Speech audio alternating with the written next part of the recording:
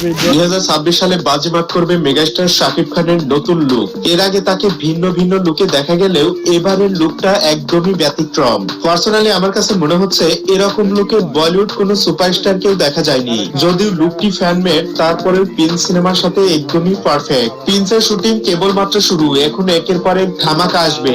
অনেকেই হয়তো ভাবছিল ছবিটি এবছরে আসবে না, কিন্তু ভারতের ভিসা জটিলতার কারণে এতদিন থেমেছিল।